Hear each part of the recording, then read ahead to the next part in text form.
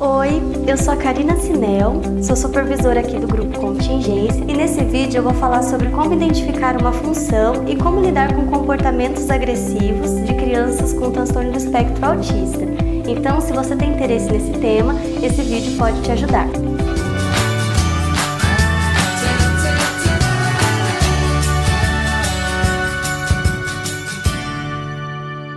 Há um estudo muito importante na área da análise do comportamento, feito por Iwata e colaboradores em 94, que teve o objetivo de estudar como que relações sociais e contextuais podem influenciar em comportamentos agressivos de crianças autistas. Então, eles colocaram 9 crianças autistas em alguns contextos para que a função desses comportamentos agressivos pudessem ser identificados. Como resultado, eles descobriram que esses comportamentos eles podem ter função de atenção social, de esquiva de alguma demanda, como por exemplo o ensino ou alguma atividade escolar, ou também poderia ser por autoestimulação. Então, para que nós possamos intervir nesses comportamentos agressivos, nós temos que ter muita clareza de qual a função desse comportamento. Para isso, nós precisamos analisar o que acontece antes e o que acontece depois do comportamento, porque essas relações podem nos dar muitas dicas daquilo que o comportamento é função.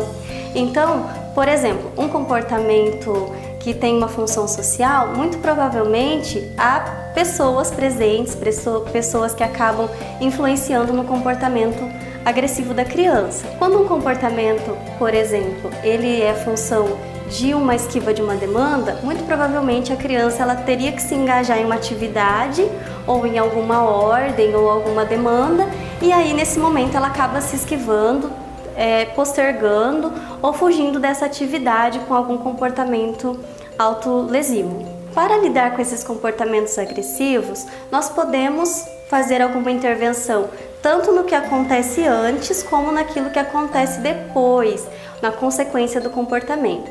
Então, o que acontece antes seria uma forma de prevenir aquele comportamento, que seria o mais ideal. Então, se é um comportamento que acontece por atenção social, o ideal seria não deixar a criança privada dessa atenção social e dar uma atenção muito maior para ela antes de ela emitir esse comportamento autolesivo. E se ela já estiver emitindo esse comportamento, o ideal seria dar pouca atenção. Então, se houver a necessidade de conter a criança para que ela não tenha algum prejuízo físico, o ideal seria conter sem dar muita atenção, sem valorizar esse comportamento, talvez olhando para os lados, não dando muita atenção para aquilo que está acontecendo, apenas para evitar que a criança se machuque. Quando o comportamento ocorre para fugir de uma demanda de ensino, o ideal seria fazer pequenas pausas no ensino para que esse comportamento não aconteça, como uma forma de prevenção.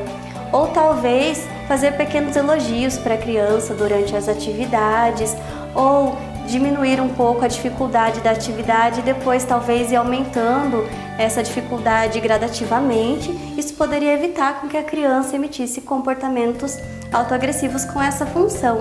E se ela chegar a emitir, o ideal seria não deixar com que ela fugisse daquela demanda, talvez até oferecendo uma ajuda total. Então, por exemplo, se é com uma escrita, a pessoa poderia até ajudar pegando na mão da criança e ajudando com que ela escrevesse.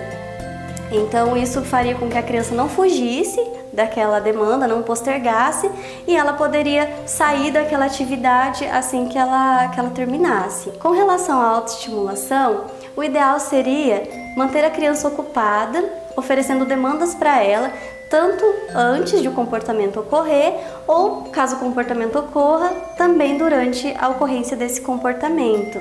E aí assim poderíamos evitar ou diminuir a frequência de um comportamento agressivo ou autolesivo.